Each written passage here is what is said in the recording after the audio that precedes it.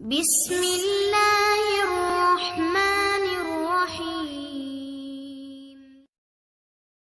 ولی کامل کی صحبت میں ایک لمحہ اور ایک گھڑی بیٹھنا یہ 100 سال کی بے ریاض عبادت سے افضل اور بہتر ہے۔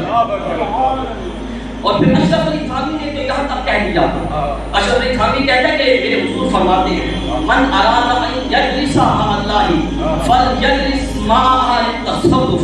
اشرف علی تھانوی کہتا ہے کہ حضور فرماتے ہیں کہ جو شخص یہ چاہتا ہے کہ میں اللہ کے ساتھ بیٹھوں تو اس کو چاہیے وہ کسی ولی کامل کے ساتھ بیٹھے۔ جو چاہتا ہے کہ میں رب کے ساتھ بیٹھوں وہ کسی ولی کامل کے ساتھ بیٹھ جائے۔ یہ قیاسی اشرف علی تھانوی بیان کرتا ہے، کیونکہ یہ اللہ کے مقبول اور مخلص بندے تو ہیں۔ ویسے شیطان تو ہے یہ انسان کا اصلی دشمن ہے۔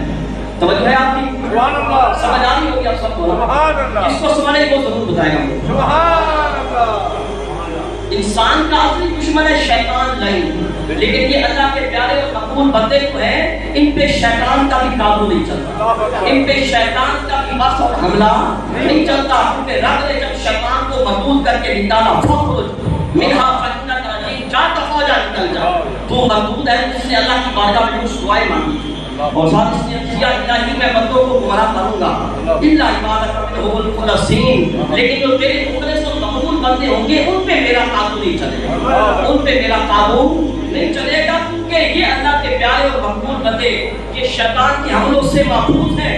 تو اس لیے رب الجلال نے مومنوں کو شیطان کے حملوں اور مکر و فریب سے بچانے کے لیے حکم دیا مع الصادقین، کہ تم بھی سچوں کے ساتھ ہو، کہ یہ خود محفوظ ہے جب ان کے ہاتھوں میں تم اپنا ہاتھ دے دو، ان کو اپنا ہاتھی اور طاقت بنا دو گے تو تم بھی شیطان سے محفوظ ہو جاؤ۔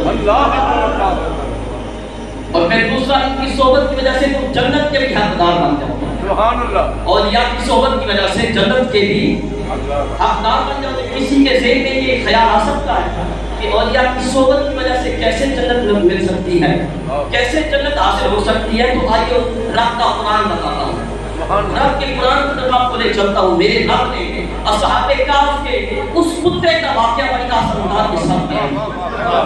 نعرہ تکبیر، نعرہ رسالت، نعرہ تحقیق، نعرہ حیدری۔ سبحان اللہ، اصحاب کہف کا وہ کتا جو اولیاء کی صحبت اختیار کرنے کی وجہ سے جنتی بن گیا، میرے رب نے اس کتے کا بڑے احسن انداز کے ساتھ ذکر قرآن میں فرمایا۔ رب نے فرمایا فَقَلْبُهُمْ بَاسِطٌ ذِرَاعَيْهِ بِالْوَسِيلِ، وہ کتا بیٹھا تھا غار کی چوکھٹ پہ، غار میں دروازے پہ بیٹھا تھا اور غار میں اولیاء سو رہے تھے، غار میں اللہ کے ولی سو رہے تھے اور یہ کتا ولیوں کی چوکھٹ پہ بیٹھا ہوا تھا۔ پھر میرے رب نے اس کتے کے بیٹھنے کے انداز کو بھی بیان فرمایا، فَقَلْبُهُمْ بَاسِطٌ ذِرَاعَيْهِ بِالْوَسِيلِ، کہ وہ کتا غار کی چوکھٹ پہ اپنی کوہنیوں کو پھیلائے ہوئے بیٹھا، وہ کتا اپنی کلائیوں کو پھیلائے ہوئے بیٹھا ہے غار کے دروازے پہ۔ دیکھیے کہ اگر کتا اولیاء کی صحبت اختیار کرتا ہے تو جنتی بن جاتا ہے، اور پھر اس کا ذکر قرآن میں آتا ہے اور میرا رب قیامت کے دن اس کو جنت عطا فرمائے گا، اس کو جنت میں بھیجے گا۔ تو دیکھیں اگر ایک کتا اولیاء کی صحبت اختیار کرنے کی وجہ سے اگر جنتی بن سکتا ہے، انسان کو اشرف مخلوقات ہے، انسان کو تمام مخلوقات سے اشرف اور افضل ہے، تو کچھ بعید نہیں کہ ایک گناہگار شخص اللہ کے کسی ولی کے دامن کے ساتھ لگ جائے گا تو اس کو جنت عطا فرمائے گا۔